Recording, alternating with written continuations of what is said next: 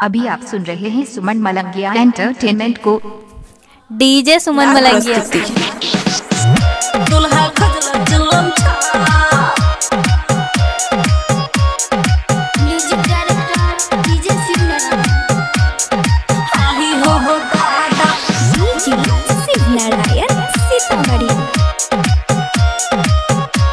खुशी recording studio बलुआहा। मुहावा से महक छै गाजा के भाव, मुहावा से महक छै गाजा के भाव। हर बाप रहा बाप दुल्हा खजला जुलम छाप, हर बाप रहा बाप दुल्हा खजला जुलम छाप। मुहावा से महक छै गाजा के भाव, मुहावा से महक छै गाजा के भाव।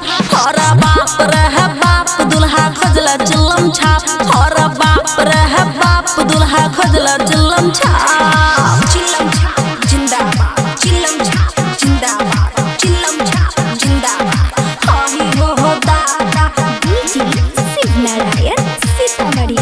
डीजे सुमन दीवाना खाए अजीपुर गाँव मलंगिया बलुआहा। के हम बौराहवा से कर लबिया, सुंदर जीवन को देला तबाह, देला तबाह। और बाप रहबा एहन बौराहवा से कर लबिया, सुंदर जीवन को देला तबाह। गर्दन में अटकल छै अजगर सांप, गर्दन में अटकल छै अजगर सांप। और बाप रह बाप दुल्हा खजला जुलम छाप, और बाप रह बाप दुल्हा खजला जुलम छाप, दुल्हा खजला जुलम छाप। जुलम छाप बोल बम, जुलम छाप बोल बम, जुलम छाप बोल बम। सुमन मलंगिया शिवनारायण डीजे सुमन सुमन मलंगिया। खुशी रिकॉर्डिंग स्टूडियो बलुआहा। डम डम खाली डमरू बजावे, भांग गाजा पी के धूनी रमावे, धूनी रमावे। आही हो दादा डम डम खाली डमरू बजावे, भांग गाजा पी के धूनी रमावे।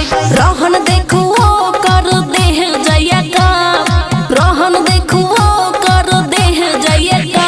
और बाप रह बाप दुल्हा खजला डीजे सुमन मलंगिया मधुबनी।